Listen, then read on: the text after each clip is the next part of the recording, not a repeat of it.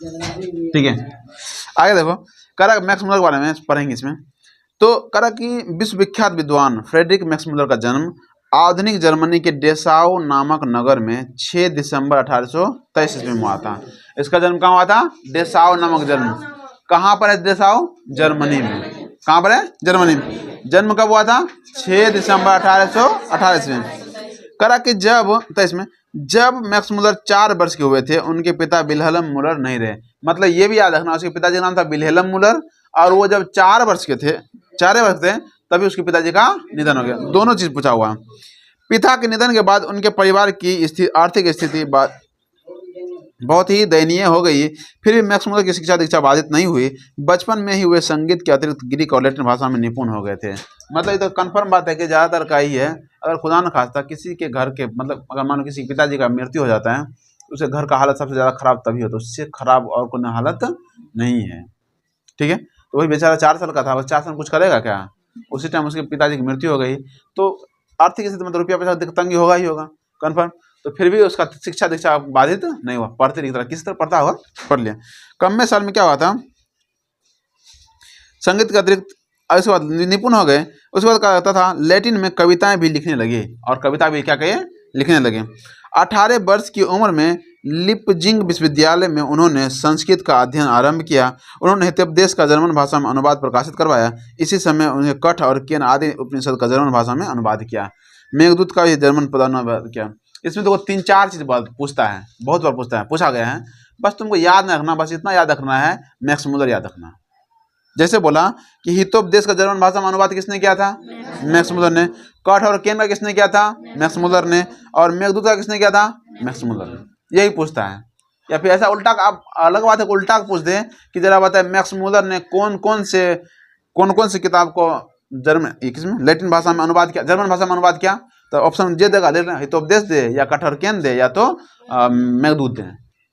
ठीक है, कोई दिक्कत? आगे बढ़िए। मैक्स मुलर उन थोड़े से पाश्चात्य विद्वानों में अग्रणी माने जाते हैं जिन्होंने वैदिक तत्व ज्ञान को मानव सभ्यता का मूल स्रोत माना है। मतलब कह रहा है कि ये थोड़ा सा, जैसे मान लो उससे वैज्ञानिक माने जाते हैं, जो क्या होता है कि पुराने ज्ञान को थोड़ा सा ज़्यादा मूल स्रोत मानते हैं कि अगर मान लो हमारे पास कुछ ज्ञान आया है तो कैसे आया होगा, तो पक्का बात है कि वो किसी के वैदिक ज्ञान, पुराने ज्ञान से हमको क्या हो, नया ज्ञान आया। अगर कि स्वामी विवेकानंद ने उन्हें वेदांती कहा था। ये भी पूछा गया क्वेश्चन है कि वेदांती किसने कहा था रे? स्वामी विवेकानंद ने। अब ये भी ऑब्जेक्ट उल्टा दे कि जरा बताइए, स्वामी विवेकानंद ने वेदांती किसको कहा था? मैक्स मुलर को। किसको कहा था? मैक्स मुलर को कहा था।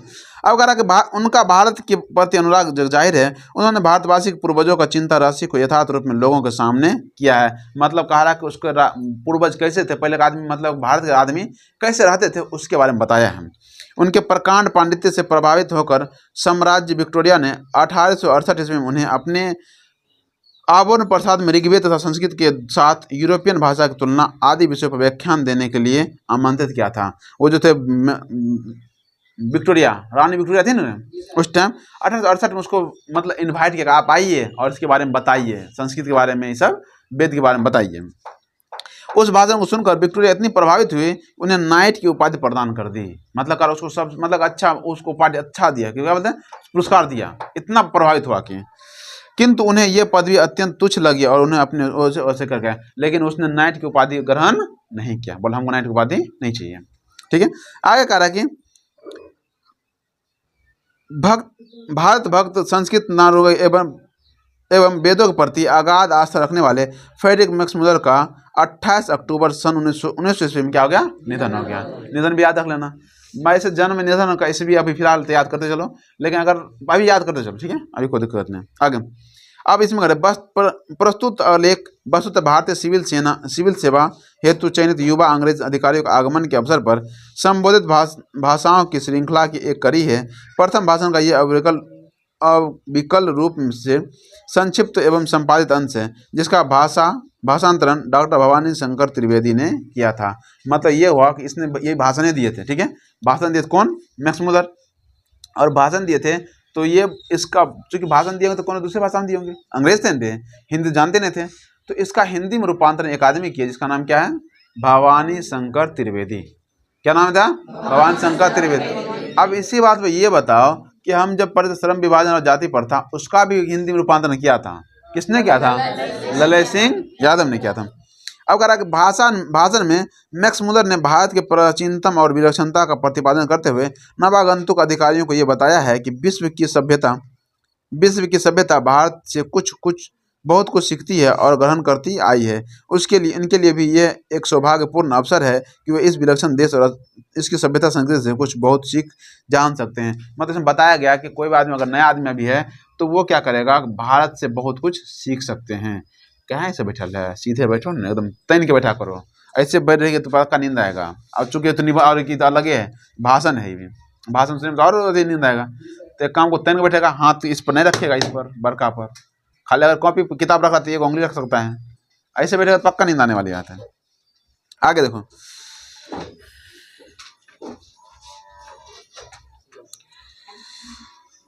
करा कि यह भाषण आज भी उतना ही प्रासंगिक है, बल्कि स्वदेश भावाभिमान के विलोपन के इस दौर में इस भाषण को विशेष सार्थकता है। मतलब करा अपने देश के बारे में इतना गर्व होता है इसको सबको सुन के कि एक अंग्रेज अधिकारी जो थे वो हमारे देश के बारे में ऐसा बोल रहे थे। सोचो कितना अच्छा लगेगा जब हम अपने गांव के बारे में कोई अच्छा आदमी बोलेगा तो। इसीलिए करा नई पीढ़ी अपने देश तथा उनकी प्राचीन सभ्यता, संस्कृति, ज्ञान साधना, प्राकृतिक वैभव आदि की महत्ता का प्रमाणिक ज्ञान प्रस्तुत भाषण से प्राप्त कर सकेगी। इस भाषण हम प्राप्त करेंगे क्योंकि जो बोला था। शुरू करते भाषण को। चैप्टर का नाम क्या है? भारत से हम क्या सीखें। मतलब बताते भारत से हम क्या क्या सीख सकते बताते हैं। करा कि देखो रे, ये चूंकि है एक भाषण, इसमें क्या है कि जो जो चीज़ इंपॉर्टेंट है उसको समझेंगे, बाकी सबको आगे बढ़ते जाएंगे, जल्दी जल्दी में खत्म करना है। ठीक है, देखिए, सर्वविध संपदा और प्राकृतिक सौंदर्य से परिपूर्ण कौन सा देश है? यदि आप मुझे इस भूमंडल का अवलोकन करने के लिए कहें तो बतलाऊंगा कि वह देश है भारत। मतलब सबसे अच्छा देश कौन है? भारत। सब कुछ संपन्न है, इसमें कुछ कमी नहीं है। करा कि भारत जहाँ भूतल पर भी स्वर्ग की छटा निकल रही है। मतलब भारत क्या है? स्वर्ग का टुकड़ा है, समझो। क्या है? स्वर्ग। यदि आप ये जानना चाहें कि मानव मस्तिष्क की उत्कृष्टतम उपलब्धियों का सर्वप्रथम साक्षात्कार किस देश ने किया था और किसने जीवन की सबसे बड़ी समस्याओं पर विचार कर उनमें से कईयों के ऐसे समाधान ढूंढ निकाले कि प्लेटो और कांट जैसे दार्शनिक का अध्ययन करने वाले हम यूरोपियन लोगों के लिए भी वे मनन के योग्य हैं, तो मैं यहाँ भी भारत का ही नाम लूंगा। मतलब कह रहा है कि सबसे वही बात है कि आप अगर बताइए कि सबसे अच्छा अगर है तो कौन है? भारत देश के आदमी को देख देख के क्या कहता है, बहुत से आदमी सीखे हैं।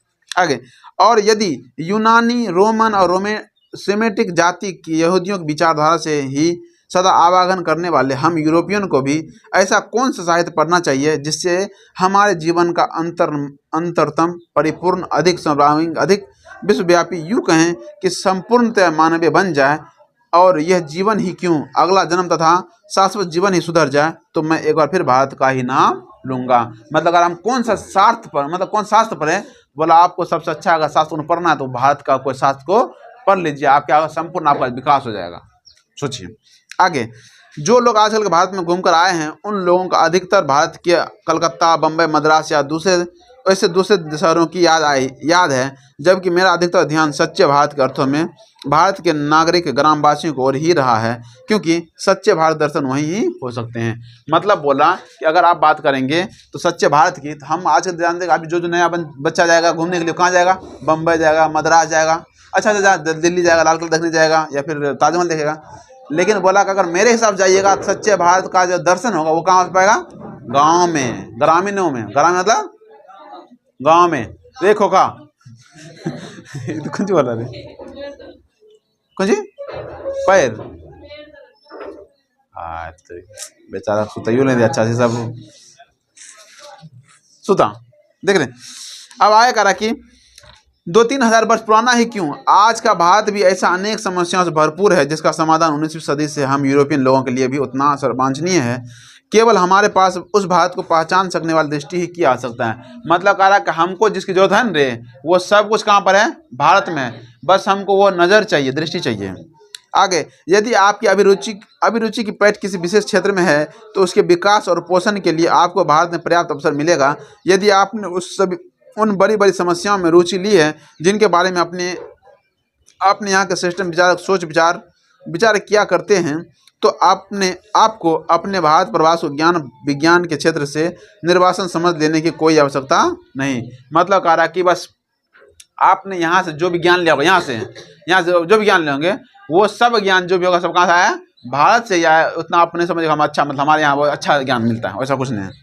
अब आगे, यदि आप भू विज्ञान की रुचि लेते हैं तो हिमालय से श्रीलंका तक का विशाल भू क्षेत्र आप प्रतीक्षा कर रहा है।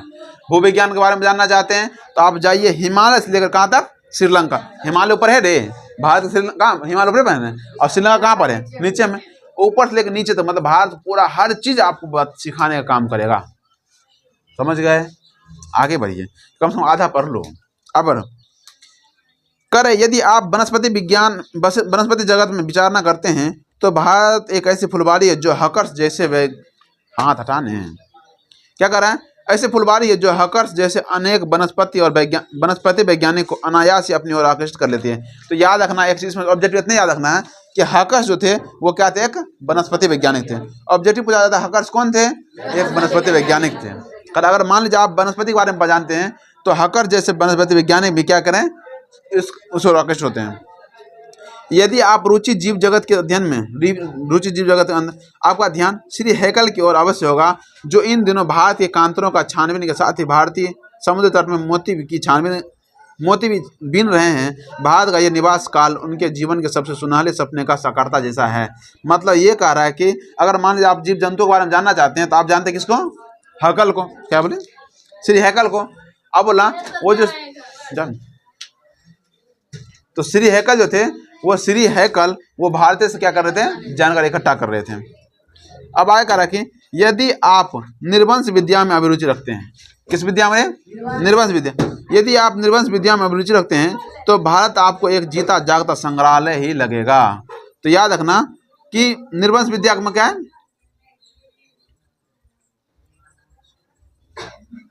कहाँ जीता जाता संग्रहालय। अगर आप मान लीजिए कि किसी निर्वंश विद्या मतलब जो पुराना विद्या है ना, उसके बारे में जानना चाहेंगे तो आपको क्या लगेगा, भारत एक जीता जाता संग्रहालय लगेगा। आगे, यदि आप पुरातत्व मतलब पुराना चीज बनाए, यदि आप पुरातत्व प्रेमी है और यदि आपने यहाँ रहते हुए पुरातत्व के उत्खनन के द्वारा एक प्राचीन चाकू या चकमक या किसी प्राणी का कोई भाग ढूंढ निकालने के आनंद का अनुभव किया है तो आपको जनरल कनिंघम की भारतीय पुरातत्व सर्वेक्षण की वार्षिक रिपोर्ट पढ़ लेनी चाहिए और तब भारत के बौद्ध सम्राटों के द्वारा निर्मित नालंदा जैसे विश्वविद्यालय अथवा बिहारों के ध्वंसावशेषों को खोद निकालने के लिए आपका फावरा आतुर हो उठेगा। मतलब अगर मान लीजिए आप क्या है कि सोचते हैं कि हमको पुराना, किसी आदमी को पुराना चीज़ पसंद ज़्यादा होता है ना। जैसे अभी अगर जाओगे संग्रहालय, जानते हो, म्यूजियम जानते हो, कभी गए म्यूजियम घूमने के लिए, कभी नहीं गए। म्यूजियम कहते हैं कि जहाँ पर पुराने चीज़ों को रखा जाता है उसको क्या बोलते हैं, म्यूजियम। पता है, हम सोचते गए पटना म्यूजियम, पटना में है ना संग्रहालय, पटना संग्रहालय, वहाँ घूमने के लिए हमको लगा म्यूजियम में कुछ अच्छा चीज़ होगा, गए देखने के लिए। अब जा रहा था, गए तो सब टुटका मूर्ति सब रख लिया था, पुराना एक आध देख लिया हम रुपा देंगे। जबकि असल में देखा जाए तो बहुत आदमी क्या चाहता है, वही जो पुराना मतलब पहले आदमी बनाता कैसे था, सोचो। अभी तो इतना तरक्की कर लिया देश कि क्या करता है कि अच्छा बिल्डिंग बना देता है। अब बात है कि उस समय में जब यहाँ पर कुछ था ही नहीं, तब कैसे बनाया, सोचो। तब कैसे बनाया होगा वो सब देखने के लिए जाया जाता है संग्रहालय में, ठीक है।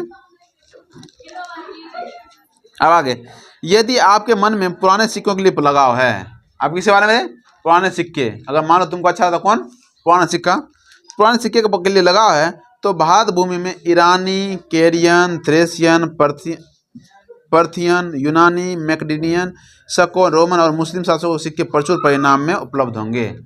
मतलब कह रहा कि आपको अगर सिक्का पसंद है तो आपको भारत में जाइए, आपको सभी शासक का सिक्का मिल जाएगा, सब आएगा। अब हिस्ट्री जब पढ़ा होगा तो जानता होगा कि भारत में कितने शासक आए थे, हर तरफ शासक आए हैं और सब कितना रुपया चेंज किया, नहीं पढ़ा अभी तक। रुपया किसने चलाया था रे, रुपया का आगाज किसने किया था बताओ।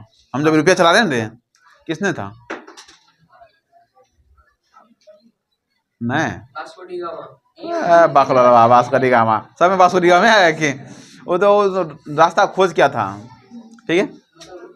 रुपया मतलब अपना तरफ क्या है कि रुपया चलता है ना, अभी पहले चलता था दिनार से पहले चलता सोना सिक्का, असर भी चलता था।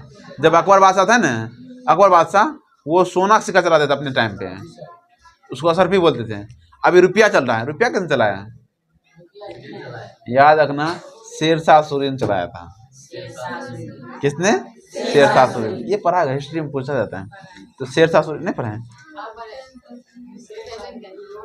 लिखे हुए किए, खाली पढ़ा है लेकिन याद नहीं किए हैं। ठीक है, आगे बोलो। तो वही कह रहा है, अगर मान लीजिए आपको रुपया मतलब कि सिक्का के बारे में जानकारी रखना, तो ये सब आपको बात मिलेगा। करा कि क्या प्रचुर मात्रा में, जब वारेन हेस्टिंग्स भारत का गवर्नर जनरल था। कौन थे? Warren Hastings. बता, वारेन हेस्टिंग्स भारत का गवर्नर जनरल पढ़ा था? ये कौन सा गवर्नर जनरल, कितना नंबर का था?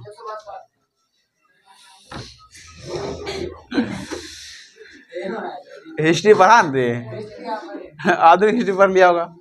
हिस्ट्री में ये बताए थे कि यहाँ पर गवर्नर जनरल पहले रहता था। भारत के प्रथम गवर्नर जनरल कौन थे? भारत के प्रथम गवर्नर कौन थे? भारत के वायसराय कौन थे? वायसराय पढ़ा है? वायसराय अब पहले आज कुछ नहीं बोलेंगे, पहले धीरे से पूछेंगे तब तुम सब बोलेंगे, अभी कुछ नहीं कह सकते हैं। आगे तो करें। तो कह रहा कि जब वारेन हेस्टिंग्स भारत का गवर्नर जनरल था तो वाराणसी के पास, कहाँ पर? वाराणसी के पास 172 दारिस नामक सोने के सिक्के से भरा हुआ एक घड़ा मिला था। याद रखना, ये ऑब्जेक्टिव में 3-4 तरह का ऑब्जेक्टिव पूछा जाता है। पहला बात कि भारत ये जो है वारेन हेस्टिंग्स कौन थे? भारत के गवर्नर जनरल थे। दूसरा बात, प्रथम ने भारत गवर्नर प्रथम थे। अब उसके बाद दूसरा बात ये पूछेगा कि जरा बताइए कि वारेन हेस्टिंग्स को सोना का सिक्का भरा हुआ सिक्का था, उसमें कितना सिक्का था? 172। कहाँ पर मिला था? वाराणसी में मिला था। इससे 3-4 क्वेश्चन निकाल के देता है घुमा फिरा के। आय करा कि भरा घड़ा मिला था। वारेन हेस्टिंग्स ने, उसका नाम क्या था रे? सिक्का का नाम क्या था? दारिस था। क्या नाम था? दारिस। करा कि सिक्के से एक घड़ा मिला था। वारेन हेस्टिंग्स ने अपने मालिक ईस्ट इंडिया कंपनी के निदेशक मंडल की सेवा में सोने के सिक्के के ये समझकर भिजवा दिए कि एक ऐसा उपहार होगा जिसकी गणना उनके द्वारा प्रेषित सर्वोत्तम दुर्लभ वस्तुओं से की जाएगी, और इस प्रकार का वह स्वयं को अपने मालिक की दृष्टि में एक महान उदार व्यक्ति प्रमाणित देगा। मतलब कह रहा क्या, जब उसको मिला था तो वो क्या किए, सोचे काम करते हम देते किसको? East India company. मालिक कौन थे? East India company. वो सोचे हम देते हैं किसको? ईस्ट इंडिया कंपनी को। अगर उसको दे देंगे तो वो सोचेगा देखो कितना अच्छा आदमी है, मतलब उसको सोना सिक्का मिला लेकिन किसको दिया? हमको दिया। होता नहीं रे, कभी अपने सोचते चलो ये मिला है, अब अगर मान लो मेरे घर में मिला है तो हम दे देंगे लेकिन आपके घर में ऐसा रुपये मिला था, यहाँ रख ले था, हमको लगा बहुत अच्छा बच्चा है, बहुत, वो दे दिया उसको कि मतलब ये सोचा कि हमको महान समझेगा। बकरोला वो अंग्रेज की पता कौन चीज है, वो गला दिया सोना सिक्का, गला के बना दिया कुछ और है। देखो इस प्रकार ये अभी सोचना है कि नहीं, अभी सोचना है उसको रोशन बुलाओ तो, रोशना के अभी सोच कहाँ है रे, सोच क्लास नहीं लेंगे किस टाइम? देखो रे, आगे करा कि इस प्रकार वह स्वयं को अपने मालिक दृष्टि में एक महान उदार व्यक्ति प्रमाणित कर देगा, किंतु उन दुर्लभ प्राचीन स्वर्ण मुद्राओं की यह निर्यात थी कि कंपनी के निदेशक उनका ऐतिहासिक महत्व समझ ना पाए और उन्होंने उस मुद्रा को गला डाला। उसको पता नहीं था कि क्या है न है, वो क्या गला दिया, सब किया कराया, सब पानी फेर दिया एकदम पूरा, समझो। अब आगे, जब वारेन हेस्टिंग्स इंग्लैंड लौटा तो स्वर्ण मुद्रा नष्ट हो चुकी थी। अब ये आप लोग पर निर्भर करता है कि आप ऐसा दुर्भाग्यपूर्ण घटना भविष्य में कभी ना होने दें। मतलब कह रहा है आप पर निर्भर करता है, अगर आपको ऐसा कुछ मिले तो आप इसको रखिए संभाल के, इसको फेंकाना नहीं, गलाना नहीं है। दैवत विज्ञान आप करें। दैवत विज्ञान पर भारत के प्राचीन वैदिक दैवत विज्ञान के कारण जो नया प्रकाश पड़ा है, उनके फलस्वरूप संपूर्ण दैवत विज्ञान को नया फलस्वरूप प्राप्त हो गया है। किंतु बावजूद इसके कि सच्चे दैवत विज्ञान की एक आधारशिला रखी जा चुकी है, इस विज्ञान की व्यापक रूपरेखाएं अभी निर्मित होनी है, और यह कार्य जितने सही ढंग से भारत में हो सकता है अन्यत्र कहीं नहीं। दैवत विज्ञान मतलब देवता को पूजने वाला, देवता को मानने वाला विज्ञान, ठीक है। तो ये कह रहा है जितना दैवत विज्ञान भारत में अच्छा से हो सकता है उसका कहीं पर नहीं होगा। नीति कथाओं के अध्ययन के क्षेत्र में भी भारत के कारण नवजीवन का संचार हो चुका है। याद रखना, ऑब्जेक्टिव पूछा जाएगा किस क्षेत्र में भारत के नवजीवन का संचार हो चुका है? नीति कथा के अध्ययन क्षेत्र में संचार हो चुका है, क्योंकि भारत के कारण ही समय समय पर नानाविध साधनों और मार्गों के द्वारा अनेक नीति कथाएं पूर्व से पश्चिम की ओर आती रहे। हमारे यहाँ प्रचलित कहावतों और दंत कथाओं का प्रमुख स्रोत अब बौद्ध धर्म को माना जाने लगा है। मतलब कह रहा है कि अब मान लो कि ऐसा समझ जाता है कि हमारे यहाँ पर ज़्यादातर अगर आए थे तो सब कौन थे? बौद्ध धर्म थे। क्या थे? बौद्ध धर्म। किंतु यहाँ भी अनेक समस्याएं ऐसी है जो अपने समाधान की प्रतीक्षा कर रही है। उदाहरण के लिए शेर की खाल में गधा की कहावत को ले लीजिए। क्या बोला? शेर की खाल में गधा कहावत ले लीजिए। ये कहावत सबसे पहले यूनान के प्रसिद्ध एवं प्राचीन दार्शनिक प्लेटो के क्रिटिलस में मिलती है। सबसे पहले कहाँ मिला था? प्लेटो के क्रिटिलस में मिलती है। तो क्या ये कहावत पूर्व से उधार ली गई है? और इसी प्रकार हम न्योले या चूहे से संबंध उस नीति, न्योले जानता है? न्योले नेवला बिजी वही कहा न्योले या चूहे से संबंधित इस नीति का कथा को भी ले सकते हैं, जिसे एफ्रोडाइट ने एक सुंदरी के रूप में परिवर्तित कर दिया था, किंतु जो एक चूहे को देखते ही तत्काल उसकी ओर आकर्षित हो गई थी। यह भी संस्कृत की एक कथा से सर्वांश मिलती जुलती एक कहानी है। किंतु प्रश्न ये उपस्थित होता है कि ये कहानी यूनान में कैसे पहुंची और वहां ईसा पूर्व 4वीं सदी में ही एस्टेस्टिस की कहानियों में स्थान कैसे पा गई। इस क्षेत्र में भी अभी बहुत काम करना होगा। हमें इससे भी और अधिक युग में प्रवेश करना होगा। वहाँ भी भारत तथा पश्चिम भी अनेक दंतकथाओं में आश्चर्यजनक अनुरूपताएं मिलेंगी। यद्यपि अभी यह निश्चित रूप से नहीं कहा जा सकता है कि ये दंतकथाएं पूर्व से पश्चिम की ओर अथवा पश्चिम से पूर्व की को गई है। मतलब अगर अभी कह नहीं सकते हैं कि ये जो बात चल रहा है ये पूर्व से पश्चिम की तरफ आया कि पश्चिम से पूर्व की तरफ। देखो रे, पश्चिम का मतलब होता है अंग्रेज सब, अपना सब किसमें? पूर्व के एरिया। इधर सब पूर्व, उधर से क्या है? पश्चिम। अपना सब पूर्व में है। तो अगर पूर्व से मतलब इधर से उधर गया, उधर से इधर आया, ये कहना मुश्किल है। तथापि ये असंदिग्ध रूप से प्रमाणित हो चुका है कि सोलोमन के समय में भारत, सीरिया और फिलिस्तीन के मध्य आवागमन के साधन सुलभ हो चुके थे। मतलब लेकिन ये कह सकते हैं कि उस टाइम पर भी भारत से सीरिया से फिलिस्तीन सब आदमी जाता आता था। कुछ संस्कृत शब्दों के आधार पर मैं इस निष्कर्ष पर पहुंचा हूं कि हाथी दांत, बंदर, मोर और चंदन आदि जिन चीज़ों के ओफीर से निर्यात की बात बाइबल में कही गई है, ये वस्तुएं भारत के सिवा किसी अन्य देश में नहीं लाई जा सकती। और यह मान लेने का भी कोई कारण नहीं प्रतीत होता कि भारत तथा फारस की खाड़ी और लाल सागर व भूमध्य सागर के बीच व्यापारिक संबंध कभी बिल्कुल ठप हो गया था। मतलब ये कह रहा है कि ऐसा बात देख के ऐसा नहीं कहा जा सकता है कि भारत और फारस की खाड़ी और लाल सागर के भूमध्य सागर के बीच ये सब क्या था? व्यापार नहीं होता था। देखो पहले जमाना में जो भी व्यापार होता था सब कहाँ होता था? जितना भी व्यापार होता था सारा का सारा व्यापार जल मार्ग से होता था। पता है, हिस्ट्री पढ़ा होगा। अभी ना चलो आजकल क्या है कि कुछ बोल रहा है, हाँ आजकल ऐसा कि बहुत सारा क्या हवाई जहाज से ले लेते हैं।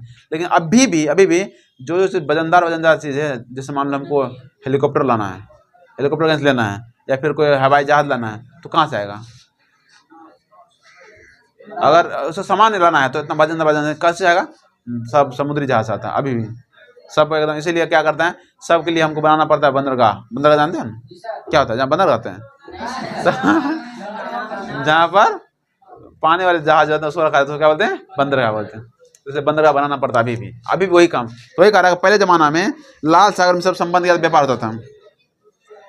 अगर यहाँ तक कि शाहनामा का रत्नाकाल, ये याद रखना, ऑब्जेक्टिव पूछा गया शाहनामा का रत्नाकाल।